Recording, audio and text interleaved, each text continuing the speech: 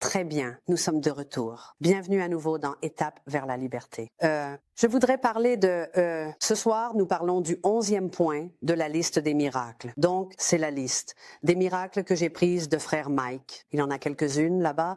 Je les ai fusionnées. Donc, si vous vous dites numéro 11, s'il y en a 11, vous voyez? Oui, il y en a. J'en ai plus de 11. Donc, il y a 2 articles dont nous allons parler ce soir, écrits par frère Mike. Et nous allons aussi regarder un peu les Écritures. Je voudrais donc vous remercier de rester avec nous. Il nous reste encore 2 leçons après celle-ci.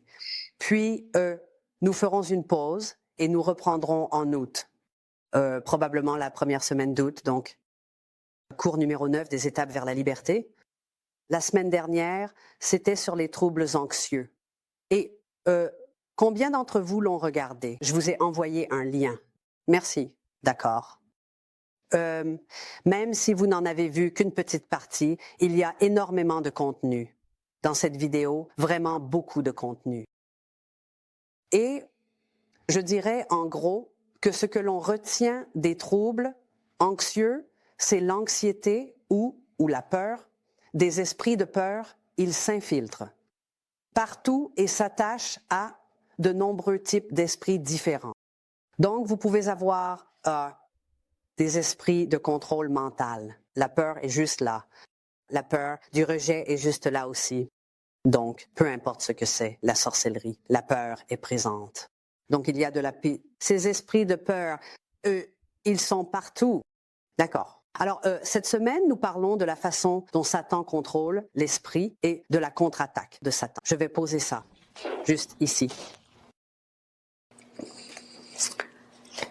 Vous allez aller sur le site web hardcorechristianity.com et vous allez trouver le bouton Appeler. Dans le menu, trouver enseignement. Et je vais y aller tout de suite, en fait, j'ai décidé. Je viens juste de décider maintenant. Donc, vous allez aller sur hardcorechristianity.com. Juste là, allons sur le site principal. Je vous montre ça. Si vous pouviez zoomer ici, ce serait possible. Salut, mesdames. Entrez, je vous en prie. Très bien. Donc, vous allez aller sur le site web. C'est donc votre devoir pour la semaine prochaine. Et comme je l'ai dit la dernière fois, on récolte ce que l'on sème. D'accord? On récolte ce que l'on sème. Et ces 2 sujets sont très importants pour chaque personne qui regarde et pour tout le monde ici.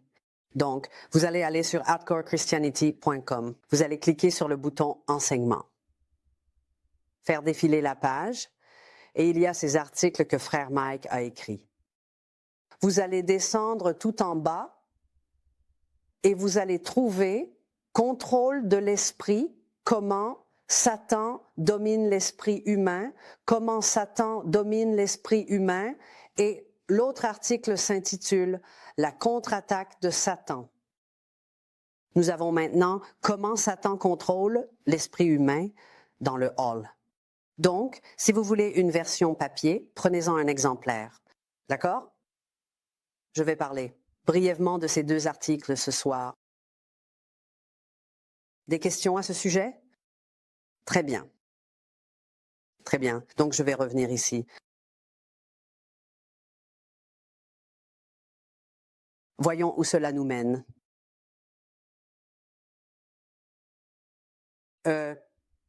Quand vous pensez à l'esprit, nous comprenons notre corps ici à Hardcore Christianity. Mike a reçu une révélation spéciale du Seigneur, où il a compris que le corps humain, l'être humain, pas seulement le corps, l'être humain est divisé en 5 parties.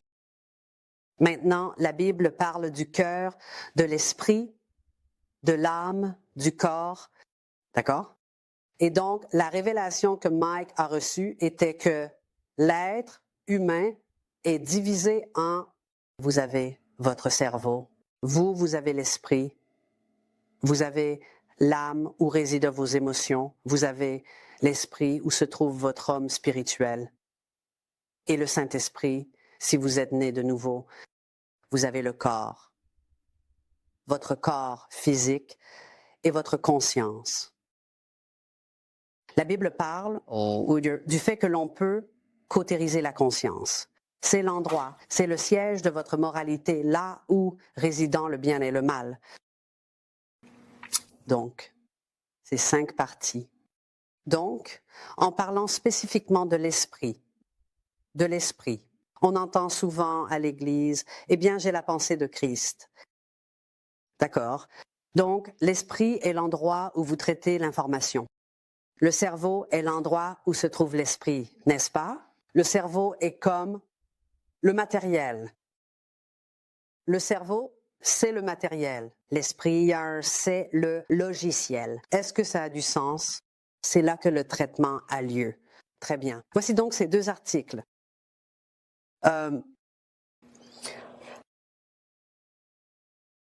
La Bible nous dit aussi que, voyons si j'ai l'écriture tout de suite sous la main ici. Non, je ne l'ai pas. Super. Donc, il est question du fait qu'il y a des mensonges et que nous avons des peurs. Comment Satan attaque l'esprit? Dans cet article, il est question de peur, de mensonges et de peur. Et j'ai mis 2 images qui vont apparaître ici, dans un instant, d'un serpent et d'un scorpion.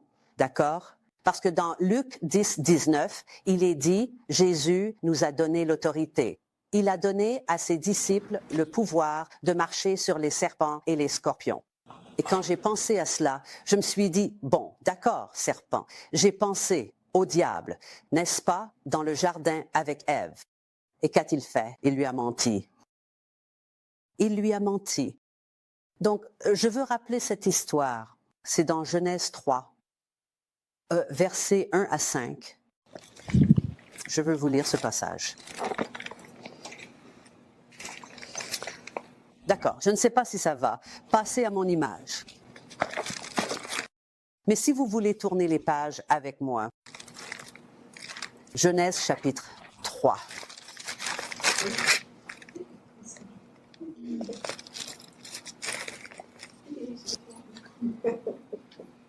Voilà. Je pense que je vais la laisser. Elle a les images.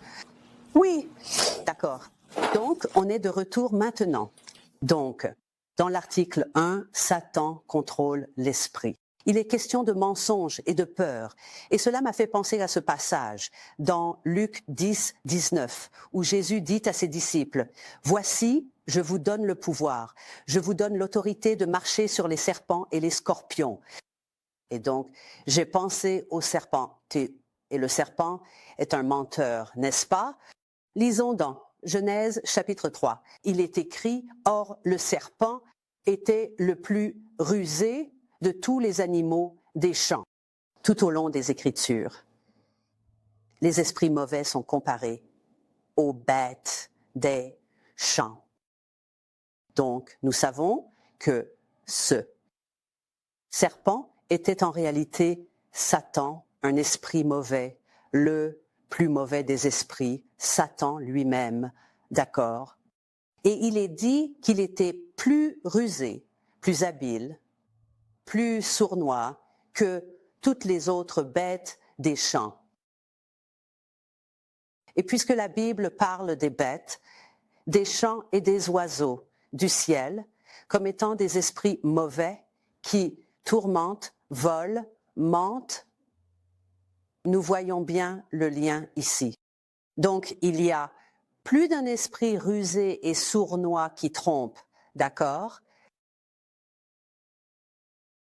Et il dit à la femme, « Dieu a-t-il vraiment dit, vous ne mangerez pas de tous les arbres du jardin? » Et la femme répondit au serpent, « Nous pouvons manger du fruit des arbres du jardin, mais du fruit de l'arbre qui est au milieu du jardin, Dieu a dit, vous n'en mangerez pas et vous n'y toucherez pas, de peur que vous ne mouriez. » Maintenant, nous devons remonter au chapitre 2 de la Genèse pour vérifier.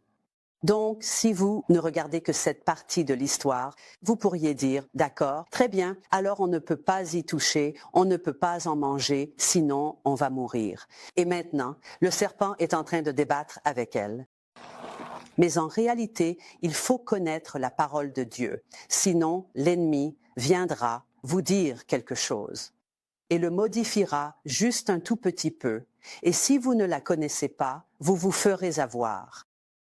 C'est l'une des façons dont le diable contrôle l'esprit. Alors, regardons le chapitre 2. Genèse, chapitre 2, verset 8. Il est écrit ceci, « Le Seigneur planta un jardin en Éden du côté de l'Orient, et il y mit l'homme qu'il avait formé. » D'accord? Il a placé l'homme là, dans le jardin.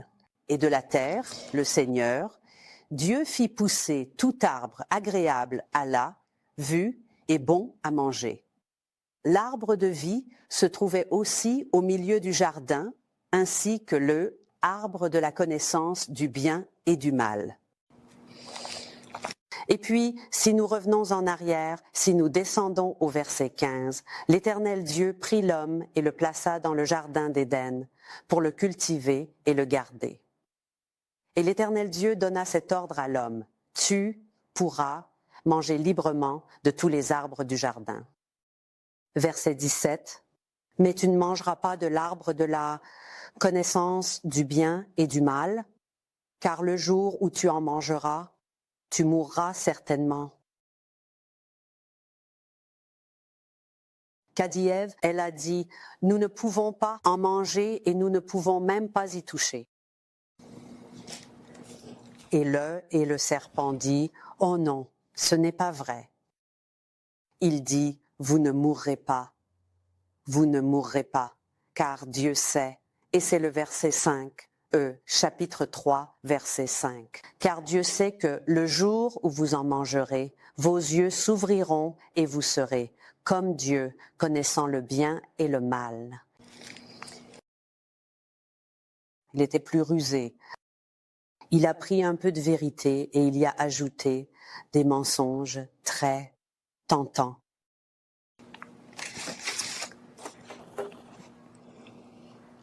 Donc, je dis qu'il faut connaître la parole de Dieu. Il faut connaître la vraie chose pour pouvoir repérer la contrefaçon. Si tu ne connais pas la parole de Dieu, tu te feras avoir. Et si tu as appris une version incorrecte de l'Évangile, par exemple, si tu es allé dans une église qui ne prêchait pas l'Évangile dans son intégralité, ou si tu faisais partie d'une autre religion, alors tu as probablement été exposé à certains esprits séducteurs. On les appelle ainsi, mais ce n'est pas la séduction au sens de la convoitise. Ce sont des esprits qui séduisent l'esprit. Ils t'empêchent de comprendre. Ils bloquent ta compréhension de la parole de Dieu. Et c'est une autre façon dont l'ennemi attaque l'esprit. Tu vois, Paul, dans la deuxième lettre aux Corinthiens, a qualifié Satan d'ange de lumière, aveuglant l'esprit des gens, aveuglant nos esprits. C'est possible et c'est ainsi que le diable contrôle, enfin essaie de contrôler nos esprits. Et il y parvient. Il le fait aux chrétiens. Il le fait aux non-chrétiens. Regardons, les scorpions. Alors, la Bible mentionne effectivement les scorpions et elle parle du fait qu'ils sont dangereux. Mais je voulais dire ceci. Si tu trouvais un scorpion dans ton lit, comment te sentirais-tu? Je m'enfuirais. Oui, je m'enfuirais aussi. J'ai vu quelqu'un sursauter. J'ai déjà trouvé un scorpion dans mon lit une fois. J'habitais autrefois au pied d'une montagne et un jour, pendant que je passais l'aspirateur, j'ai soulevé ma couette qui était tombée par terre. Donc, je l'ai relevée pour passer l'aspirateur sous mon lit et là, dans la fente, entre le matelas et le sommier, juste dans le coin, il y avait un scorpion. Un scorpion. Et je me souviens que j'ai sursauté un peu, mais je n'ai pas vraiment peur. des petites bêtes qui rampent. Donc j'ai trouvé ça fascinant, mais ça m'a quand même surpris. Alors, quand je pense aux scorpions, je pense à la peur. Je pense à la peur. Et donc, nous avons le serpent, les mensonges. Et nous avons le scorpion, les peurs. D'accord, ça va. Et donc, voici Luc 10, 19. Car je vous ai donné le pouvoir de marcher sur les serpents et les scorpions et sur toute la puissance de l'ennemi. Pas seulement la peur, pas seulement les mensonges ou la tromperie, pas seulement certains disent les mensonges et les doutes ou, vous savez, c'est un peu effrayant. On ne sait pas trop quoi penser. Donc, mais Dieu nous a donné autorité sur toute la puissance de l'ennemi et rien ne pourra vous nuire. Alors pourquoi sommes-nous blessés? C'est une question que j'aime toujours poser. Pourquoi sommes-nous blessés? Alors lisez cet article sur le site web, d'accord? Et puis une autre est la contre-attaque de Satan. La contre-attaque de Satan. Cet article va vous donner des informations très précieuses. Si vous avez traversé une forme de délivrance, et je pense que tout le monde ici a déjà vécu une délivrance, oui, si vous êtes venu au centre, si vous l'avez fait par téléphone, si vous avez été sur Zoom, si vous avez reçu une délivrance, nous avons ce que nous appelons la règle des 48 heures. Une fois que vous recevez la délivrance, une fois que les esprits vous quittent, dans les 48 heures, ils veulent revenir. Et ils essaient généralement de revenir par l'offense. Quelqu'un vous blesse, vous fait de la peine. En général, c'est un membre de la famille, un conjoint, un enfant, peut-être un colocataire, quelqu'un avec qui vous vivez. Ce que vous devez faire, c'est que pendant les 48 heures suivantes, prenez du recul et faites attention à cette règle. Ces esprits vont vous contre-attaquer en essayant de revenir. Madame, après délivrance, d'accord? Vous pourriez avoir un accident de voiture, il pourrait vous arriver quelque chose d'étrange. Est-ce que vous allez vous énerver? Est-ce que vous allez en vouloir à Dieu? Est-ce que vous allez vous offenser parce que quelqu'un vous dit quelque chose de stupide? D'accord? Vous ne pouvez pas le faire, n'est-ce pas? Vous devez, je veux que vous observiez avec vos yeux. Ça a peut-être eu lieu. Vous devez observer avec vos yeux et simplement dire, d'accord, cet esprit agit à travers cette personne et elle fait n'importe quoi pour essayer de revenir en moi. Ils essaient de m'attaquer. Donc, il faut voir les choses comme ça. Car notre lutte n'est pas contre la chair et le sang, n'est-ce pas? Mais contre ces esprits mauvais. Ils essaient toujours de nous attaquer, d'accord? Il y aura un test. Écoutez, c'est un cours auquel je viens, auquel vous venez chaque semaine. Nous avons des streamers sur YouTube. Ils viennent, ils se connectent. J'adore ça. J'ai tellement de vues, genre quelques centaines pour chaque cours. Ça me rend tellement heureux. Que les gens soient vraiment... Et je reçois des emails. Merci pour les emails. Et je les apprécie vraiment. Mais écoutez, il va y avoir un test. Et si vous vous contentez d'écouter ces petits messages que je fais, ce petit enseignement, que vous regardez un peu mes petits PowerPoint de prof et que vous pensez que c'est tout ce que vous avez à faire, vous vous trompez. Vous devez en faire plus. Vous devez en faire plus parce qu'il va y avoir un test. Je ne sais pas quel sera votre test. Je vais vous parler d'un test que j'ai eu cette semaine. Donc, j'étais à l'aéroport et j'étais à l'aéroport d'Atlanta. Je suis arrivée plus d'1 heure avant mon vol, mais il y avait tellement de monde dans la file d'attente. J'avais un bagage à enregistrer. Ils m'ont dit, allez simplement l'enregistrer à la porte d'embarquement. N'allez pas au comptoir des billets, allez directement à la porte. Donc j'arrive à la sécurité TSA, la file est tellement longue et je me dis, oh mon Dieu Seigneur, aide-moi. D'accord.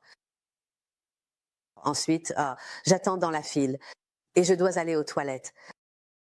Je veux dire, tu sais quand tu bois juste trop de café, n'est-ce pas?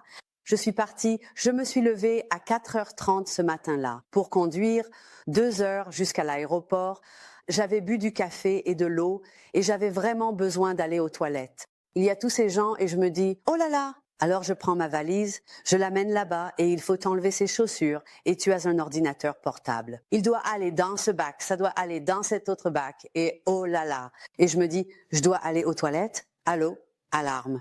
Tu vois? Donc je me retrouve à dire, oh Seigneur, aide-moi s'il te plaît Dieu. S'il te plaît Seigneur, ne me laisse pas. Gardons tout à l'intérieur, jusqu'à ce que j'arrive aux toilettes, s'il vous plaît, d'accord? Alors, mon sac passe au contrôle et je supplie littéralement Dieu, oh mon Dieu, s'il te plaît Seigneur, aide-moi. J'étais nerveux. Et maintenant, si vous êtes déjà allé à l'aéroport d'Atlanta après la TSA, on ne va pas directement aux portes d'embarquement. On prend un train. Il faut prendre un train. Et puis, où dois-je aller? J'ai commencé au T transport, puis je dois traverser les terminaux A, B, C, D et E. Donc maintenant, j'attends. Le train avance, il s'arrête et je fais des allers-retours. Et je me dis, oh mon Dieu, Seigneur, s'il te plaît, je supplie. Et je suis un peu en retard pour mon vol. Je me lève. Il faut monter ce double escalier. Je trouve les toilettes. Je me dis, oh mon Dieu, à quelle porte suis-je? Je n'en ai même aucune idée. Je finis par aller à la mauvaise porte. J'ai quand même réussi à aller aux toilettes. Merci Seigneur. Et puis, je vais à la mauvaise porte et je me dis, oh mon Dieu, où est-ce que je vais? Et je supplie Dieu tout le long, oh s'il te plaît Seigneur, s'il te plaît. J'avais de l'anxiété. Pourquoi? Parce que j'avais un peu l'impression que j'allais peut-être rater mon avion. Je croyais que Dieu pourrait ne pas exaucer ma prière. Est-ce que ça t'arrive de prier comme ça? S'il te plaît, Seigneur, s'il te plaît, exauce ma prière. Est-ce que tu m'entends? J'ai couru jusqu'à la porte d'embarquement. Ils ont pris mes bagages. Je suis montée à bord. Je rentre à la maison. Le lendemain, je lisais... En fait, non, c'était ce soir-là. Je lisais ce livre qui parlait de la façon dont nous percevons Dieu le Père et comment nous le comparons à nos pères terrestres. Mon père terrestre est décédé maintenant, mais je l'aimais beaucoup. Mais ce n'était pas un père parfait. Il a eu un début de vie vraiment difficile. Il a eu une enfance compliquée. Donc c'était un homme plutôt dur. Il pouvait crier vraiment fort. J'avais très peur de mon père terrestre, de mon papa. Et chaque fois que j'avais besoin de quelque chose, comme que je devais lui demander de l'argent, ma mère disait toujours, je lui disais, « Maman, est-ce que je peux avoir de l'argent? Demande à ton père. » C'était à chaque fois. Je l'entends encore. Merci, maman. Je l'entends encore. J'avais besoin de chaussures pour le basket. On devait tous avoir les mêmes chaussures. Donc, je devais acheter de nouvelles baskets, de nouvelles chaussures de basket, tu vois. Demande à ton père. Je me disais, d'accord. Je me souviens que j'ai pleuré et pleuré en lui, demandant, en le suppliant, aide-moi, s'il te plaît, aide-moi. J'avais besoin de 65 $ pour des baskets Converse et dans les années 80, c'était beaucoup d'argent. Je ne sais pas d'où ça venait, d'accord? Alors, ensuite, le Seigneur a commencé à raviver ma mémoire sur différentes fois où j'ai dû demander de l'argent à mon père, où j'ai dû lui demander quelque chose. L'argent pour les vêtements d'école. On en avait besoin. On grandissait, non? Je pleurais et c'était presque comme s'il voulait que je pleure. Ça lui plaisait, je ne sais pas. Je n'étais pas sûre qu'il me donnerait ce dont j'avais besoin. Parfois, il ne le faisait pas. Parfois, il le faisait. Parfois, il venait vers moi avec colère et ça me faisait encore plus peur. Parfois aussi, il me prenait dans ses bras et me donnait généreusement ce que je demandais. Je n'ai jamais su comment il allait réagir avec moi. Et le Seigneur, il me l'a rappelé. Il a dit, tu Me parle comme à ton père terrestre. Tu ne sais pas si je vais t'aider ou non, et tu as peur. Et j'ai dû me repentir et dire, Seigneur, je suis tellement désolée, tu as raison. Je prie en croyant, mais sans être sûr que tu veuilles répondre à ma prière ou non. Je te supplie de m'aider. Pas avec l'attente que je vais l'obtenir, mais je te supplie en pensant que tu pourrais ne pas me l'accorder et que j'ai désespérément besoin d'aller aux toilettes. Sinon, je vais me ridiculiser. J'ai désespérément besoin de monter dans cet avion. Et puis, il a rappelé ce verset à mon esprit. Je suis ton secours toujours présent dans la détresse. Pourtant, je n'ai pas besoin de le supplier de m'aider. Il a déjà dit, je te donnerai de l'aide. Alors, Satan contrôle notre esprit avec nos expériences passées en tant que petite fille, d'accord? Et petit garçon aussi. Nous avons eu des parents imparfaits et ils nous ont conditionnés à croire que nous ne recevrions peut-être pas ce que nous leur demandions. Laissez-moi vous dire, le Seigneur est bon. Il a déjà dit que vous pouviez recevoir de l'aide. Je suis ton secours toujours présent dans les moments de besoin.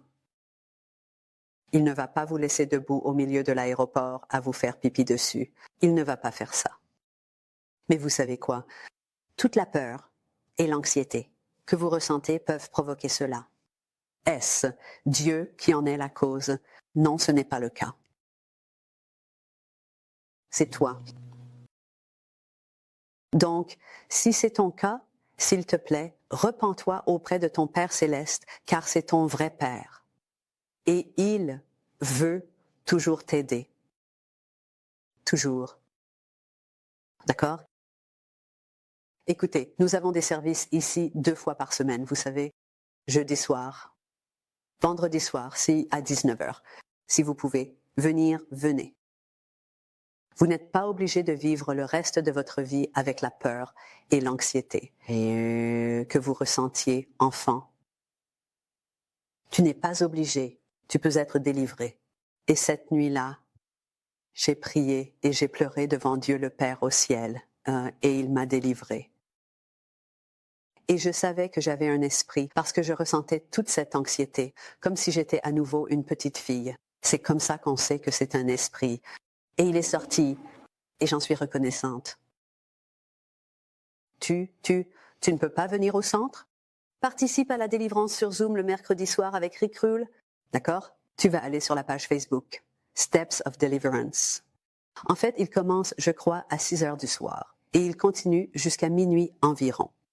Tu peux simplement écouter. Tu peux allumer la caméra. Tu peux demander la prière. Ils prieront avec toi. Ils t'accompagneront dans le processus. Ils t'aideront à comprendre quel est le problème, quel est le vrai problème. Le Seigneur m'a révélé quel était le problème à la racine. Je lui parlais comme si je parlais à mon Père. Et il m'a dit, je suis ton Père céleste. Je suis différent. À la fin de The Miracle List, Frère Mike a ce message et je veux supplier tout le monde, si ce n'est pas vous dans la salle, alors vous en ligne. Frère Mike dit ceci à tout le monde. S'il vous plaît, venez à l'Arizona Deliverance Center. S'il vous plaît, venez. Chaque semaine, nous avons des gens qui viennent de l'extérieur de l'État. Nous avons eu des gens qui sont venus de l'étranger et ils reçoivent une grande délivrance. Ils obtiennent une grande liberté. J'ai rencontré aujourd'hui une femme qui a conduit pendant plus de 4 heures pour son rendez-vous. Oui, sacrifié. D'accord? Vous pouvez recevoir un accompagnement personnel en tête-à-tête et c'est gratuit. C'est gratuit. Envoyez un email à mikeyhardcorechristianity.com et demandez-leur à ce sujet. D'accord? Demandez-leur. Parlez-en à vos amis. Alors, je voudrais dire ceci. Il y a 2 façons de nous rendre visite et de rester dans les environs, d'accord? Nous avons quelque chose qui s'appelle la maison de guérison. Et je ne sais pas si quelqu'un en parle sur YouTube, mais nous avons la maison de guérison et vous pouvez y séjourner gratuitement. Ce sont des hébergements gratuits, mais ce n'est pas pour tout le monde. C'est pour ceux d'entre vous qui ont de faibles revenus. Vous n'avez tout simplement pas les moyens de louer un hôtel à 80, 90, $100 la nuit. Non, d'accord. Envoyez un email à Mike et voyez si vous êtes éligible. Il s'agit d'une demande à remplir. Pour ceux d'entre vous qui peuvent se le permettre, et peut-être que c'est un sacrifice. Oui, parfois, il faut savoir faire des sacrifices, n'est-ce pas? Donc, vous venez dans le centre de Phoenix. Vous venez dans le quartier de 15th Avenue et Thomas Road. Vous aurez besoin d'une voiture pour vous déplacer. Nous ne sommes pas vraiment bien desservis par les transports en commun. Ou alors, prenez un Uber pour aller là où vous devez aller. Et prévoyez d'arriver en avion un mercredi et de rester jusqu'à samedi matin. Vous pouvez obtenir un rendez-vous de délivrance personnel et tout est gratuit ici au centre. Nous avons 2 services. Vous pouvez en fait voir un conseiller plus d'une fois. Et puis, le samedi matin, où il y a une église juste au bout de la rue où vous pouvez recevoir encore plus de délivrance. Donc, j'ai rencontré beaucoup de personnes qui viennent, restent pendant ces quelques jours et repartent comme des personnes renouvelées. D'accord? Je ne dis pas que ce sera la fin de votre délivrance, mais c'est un excellent début. Si vous n'avez jamais eu de délivrance auparavant et que vous vous dites « Mon Dieu, je ne sais pas, mais je pense que j'en ai peut-être besoin », venez.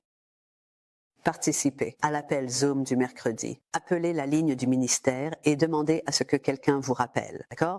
Mais n'attendez pas. Si vous avez des questions à me poser, je suis Julie et ou des commentaires, vous pouvez m'envoyer un email à stepstoffreedomadsigmail.com. Merci.